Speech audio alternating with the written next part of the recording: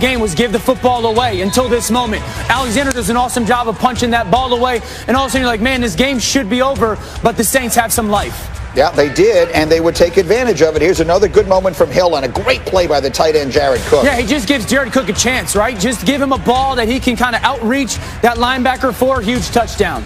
And it comes down to this. Rex, they got an onside kick opportunity. Fake it one way, go the other way. And then we'll show you another look at this. Rex Ryan, how did the Saints not get this? I'm still trying to figure that out. It's crazy. Like, this guy comes in, just put your hip down, close it off. You're kidding me. What are you thinking here? And then they get out-wrestled for it. You know, I'm not surprised that a Philly guy would out-wrestle a New Orleans Saint. But come on, man. Philly has to win that fight. They did, but that shouldn't have happened. And so the way it ends is exactly like that. And so the Eagles get the win. And I can tell you that Doug Pederson was on WIP radio this morning and said he hasn't made, I'm told that we can show it to you now, has not made a decision yet at who is going to start. Here's the quote. I'm going to take a look at yesterday. I'm going to take a look at a lot of different things before I make that determination this week. Again, that was on WIP this morning. Anyone care to interpret that? Ryan Clark, what do you think of that? Doug is lying, yo. Yes. Doug lying. Like Doug had finally came out and started saying some good things in his interviews and started saying the right things and holding people accountable and sounding extremely intelligent about the way he was going forward with all of this. And then he does this. Not today, Doug. Not today. Today was your day to say, you know what? Jalen Hurts came out and he played extremely well. We were a better team because of what Jalen Hurts did yesterday and did not do negatively. And because of that, it is easy to make the decision, my people, that Jalen Hurts will also start this week because he has earned it. Now, you ain't got to ask me questions anymore.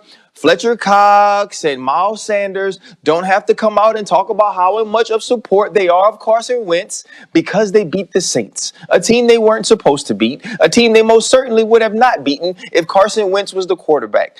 Doug, stop it. The problem is Doug never wanted to get here, y'all. Doug didn't want to get to last week. Doug didn't ever want to be in the world to where Jalen Hurts had to be his quarterback. And then when he was forced in the decision, he was like, oh my goodness, this is perfect. We're playing the New Orleans Saints. They're going to kill Jalen anyway, and I can just put Carson back in. But wait.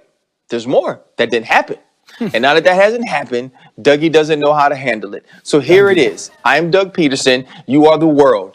Jalen Hurts will be the starting quarterback of the Philadelphia Eagles this week. If he is not, I should be fired. They play at the Cardinals, then at the Cowboys, and then home to Washington to finish a season in which they still have a chance to win the division. So Dan, let's try and figure out what this means. It's just anyone watching that game can see how much more life they seem to have with Jalen Hurts, which is the same thing we used to say about them when Nick Foles was their quarterback. What does that mean for Carson Wentz? Yeah, yesterday was probably one of the more concerning games that I've seen when it comes to Carson Wentz directly. He didn't even play. You know, like I'm trying to sit here and figure out why there's got to be some form of a disconnect between Carson Wentz with his own play and then also Doug Pederson. That offense was much more creative. That offense was much more efficient. That offense was much more understanding of what their players do well and what they don't do well. They looked like they were having fun. I mean, that looked like an NFL offense. That looked like an offense that went to the Super Bowl and won it 3 years ago. That looked like an offense that 2 years ago went on a playoff run with Nick Foles. That looked like last year with Carson Wentz. And so I'm sitting there going, you know, like, it doesn't make sense to me that you could be one of the best people on the planet at your job, and I'm talking about Carson Wentz, which he was in 2017, and then play really, really good football last year, and then all of a sudden have no idea what it takes to play that position anymore. Like, that is not a physical thing. That does not happen when it comes to professional sports. When I watch that, I'm thinking Carson Wentz is here right now, and he's in his own head, and also him and Doug Pederson on completely different books. Forget different pages. And that's concerning, because how do you fix it? Who's going to be the one to fix it? Who's going to be the adult in the situation to get it fixed? And I think that's why Doug Pederson this morning goes, Dan, what? Who hurt you? Who hurt you, boo? What's wrong? You okay? Like, your voice is scratchy, bro. You okay? Is there a disconnect in the locker room? That's kind of what it looked like on the field yesterday to me, because that team they were inspired by this young man at quarterback. And to me, the decision, am I going to play Jalen Hurts? Hey, dude, I was wrong too. Admitted I was wrong too. I don't think he has the NFL, skill set, but I was wrong. That dude played phenomenal against not just a good defense, the #1 defense in the National Football League. Right. Going into it, the team that had given up a 100-yard rusher in 55 straight games. By the way, they gave up 2 that day. Right. But Jalen Hurts, he was so poised. And then they were actually fun to watch. For the first time all season, weird. The Philadelphia Eagles were fun to watch on offense. So that's the decision. So let me ask you, Ryan, because I hear what you're saying. And look, we all know Dan believes in Carson Wentz. It's not a negative thing. You have forever, and that's fine. So, RC, I will ask you then, what does it say? Rex is talking about the locker room, or it's the coaching staff. When they just play better without him, what does that mean?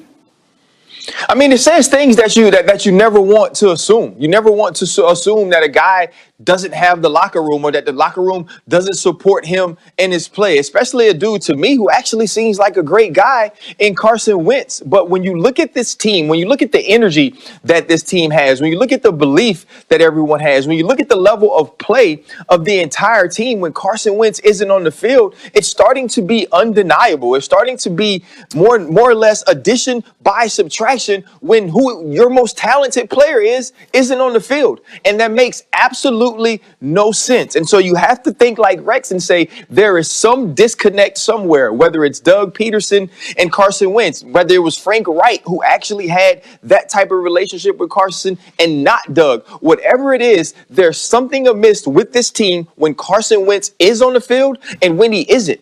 And it's starting to be undeniable when you watch the film. And the film is all that matters.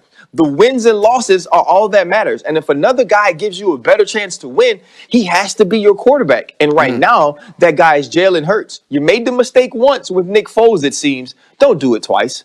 Go ahead, Danny. Here's the thing I have with that, RC. And I said this when it came to Nick Foles and Doug Pederson. Like, we all have those friends that bring out the best version of ourselves. And I felt like that was Nick Foles for Doug Pederson. Like, he always seemed to bring out the best version of Doug Pederson. But we watched that happen last year with Carson Wentz and Doug Pederson. Like, when they went on that playoff run last year or get into the playoffs, that was strictly coach and quarterback doing it together. And that's why this season has become so weird, because I felt like they had jumped that hurdle.